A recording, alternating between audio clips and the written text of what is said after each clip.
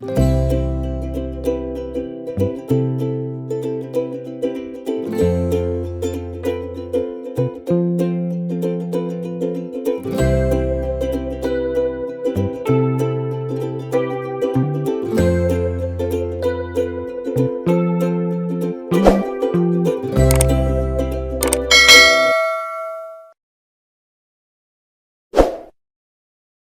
Guys, welcome back to my channel lifestyle with Sanchayita চ্যানেলের আরেকটা নতুন ব্লগে সকলকে ওয়েলকাম জানাই। তো আজ শনিবার, গতকাল রাত্রিবেলা দিদি এসে পৌঁছেছে, তোমরা দেখেছো। আজ সকাল থেকে আর কোনো ব্লগ করিনি, কারণ আজকে জলদি আমাদের মোটামুটি 4টা নাগাদ বেরোনোর আছে একটা জায়গায় ঘুরতে যাওয়ার। তো সে কারণে সকাল থেকে একটু তোড়জোড় জলদির মধ্যে সমস্ত কিছু লিপটানো চক করে ব্লগ স্টার্ট করিনি। যাই হোক, এখন মোটামুটি বাজছে প্রায় 4:30। গাড়ি এসে দাঁড়িয়ে পড়েছে, সবাই চেপেও গেছে, অনির্বাণ দাঁড়িয়ে আছে। চলো বেরিয়ে পড়ি, যাচ্ছি একটা খুব সুন্দর জায়গা। এটা কিন্তু বলছি না যে প্রথমবার যাচ্ছি, এটা গেছি একবার আগেও। তো চলো আরেকবার ঘুরিয়ে নিয়ে আসি তোমাদের। দিদির জন্য প্রথমবার, আর দিদির জন্য পুরো সারপ্রাইজ আছে। দিদির কোনো রকম কিছু বলা হয়নি, আমরা মোটামুটি আগে থেকে প্ল্যান করে রেখেছিলাম যে এই জায়গাটাই যাব। আমাদের সবারই ঘোরা রয়েছে একবার, দিদির প্রথমবার। সো ওই জন্য ওকে কিছু বলিনি, একবারে যেয়ে পরে মানে যতটা আর কি সাসপেন্সে রাখা যায়, যতক্ষণ রাখা যায় সেটাই চেষ্টা করছি। চল বেরিয়ে পড়ি।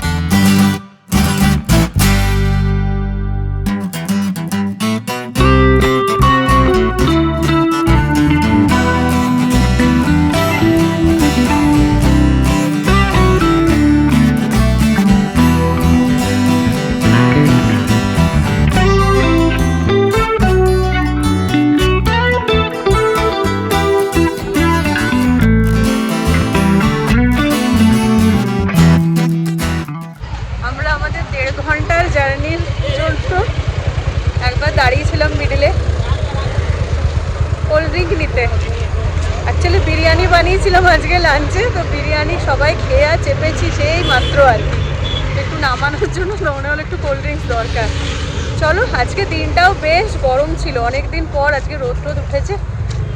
মোটামুটি হয়ে গেল, যত জলদি পৌঁছানো যায় ততই ভালো। দেরি আর না করে চলো বেরিয়ে পড়ি।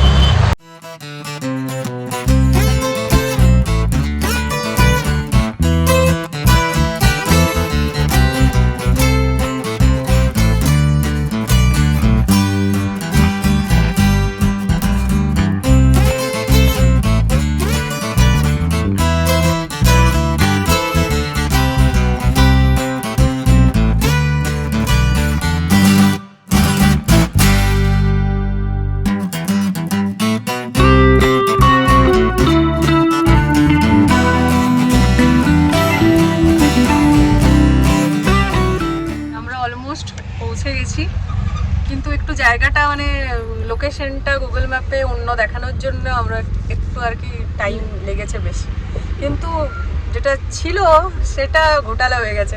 মানে এসে সারপ্রাইজ দেওয়ার ছিল, কিন্তু আগেই জানতে পেরে গেছে। অনেকটা আগে জানতে পারিনি, একটু আগে আর কি, মোটামুটি 5-10 মিনিট আগে। এবারে লোকজনকে জিজ্ঞাসা করতে হচ্ছে যে কোথায় কোথায়, তখন তো জায়গাটার নামটা বলতেই হবে যে হাতিজুগিটা কোথায়। অনির্বাণ বলছে লোকেশনটা কি টাইপ করেছে, তখন আমি কানে চলে গেছি।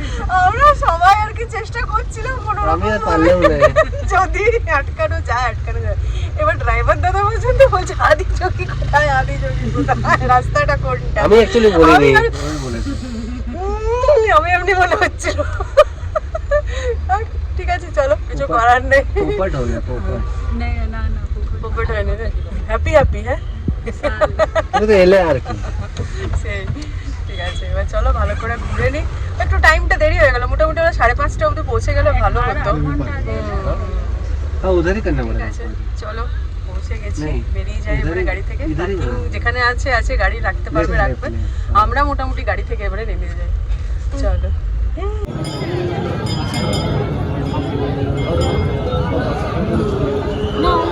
না পৌঁছে গেছি একেবারে সেই মাঠে। প্রচুর ভিড় রয়েছে আজকে, উইকেন্ড তো শনিবার, ওই জন্য ভিড়টা আরও বেশি। আমরা মোটামুটি এসেছিলাম বছর দুয়েক আগে পুজোর সময়টাতে, তখন এতটা ভিড় ছিল না। এখন অনেকটা বেশি সিস্টেম হয়েছে, জুতো টুতো বাইরেই খোলা হচ্ছে, ভেতরে জুতো খোলা আগে ছিল, আমরা ভেতরেই খুলেছিলাম। আর গোটা ব্যাপারটাকে সুন্দরভাবে এখন যেহেতু ভিড় বেশি, একটু অর্গানাইজড ওয়েতে নিয়ে যাওয়া হচ্ছে। বাট বেশ সুন্দর, বেশ ভালো জায়গাটা। আমরা এসেছি বাজে এখন 5:30, সরি 6:30, কিন্তু এখানে যেহেতু খুব দেরি করে সন্ধেটা হয়, মানে সন্ধে হতে 7:10-15 বেজেই যায়, ওই জন্য এখনও অবধি খুব ভালো সানলাইট আছে। ব্যাকগ্রাউন্ডটা দেখতেই পাচ্ছ, খুব ভালো ভালো ছবি আসার কথা, এখনও অবধি কিছু তোলা হয়নি। চলো আশেপাশে কি দেখছি না দেখছি সেটা তোমাদের সঙ্গে শেয়ার করি, চলো। ব্যাঙ্গালোরে থাকাকালীন 5টা কর্মব্যস্ত দিন পার করার পর যখন সপ্তাহান্তে 2টো ছুটির দিন পাওয়া যায়, তখন বাড়ির প্রতিটা সদস্য মিলে অবশ্যই গন্তব্য হতে পারে আদিযোগী। শহর থেকে মাত্র 65 কিলোমিটার দূরে চিক্কবল্লপুরে আদিযোগী অবস্থিত। ঈশা ফাউন্ডেশন দ্বারা নির্মিত 112 ফুট উঁচু এই শিবমূর্তি যা আপনাকে অবাক করবেই। প্রতিদিন সকাল 6টা থেকে রাত্রি 8টা অবধি খোলা থাকে এর প্রবেশদ্বার। তবে সন্ধে 7টার লাইট অ্যান্ড সাউন্ড শো হলো মেন অ্যাট্রাকশন। তাহলে এই উইকেন্ডে আপনার ডেস্টিনেশন কি হতে চলেছে আদিযোগী? অবশ্যই জানাবেন কিন্তু কমেন্ট করে, যারা ব্যাঙ্গালোর থেকে দেখছেন আমার ব্লগ।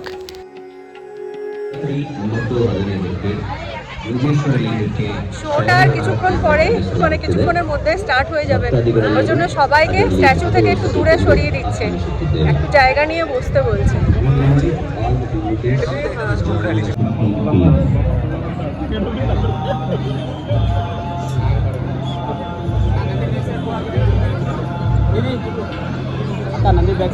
আমরা বসে গেছি জায়গা নিয়ে, 7টা থেকে আরম্ভ হচ্ছে শো, জাস্ট সানসেট হবে। এত সুন্দর ভিউটা লাগছে, আর শিবের স্তোত্রম স্টার্ট হচ্ছে আর কি পাঠ করা। চলো দেখি।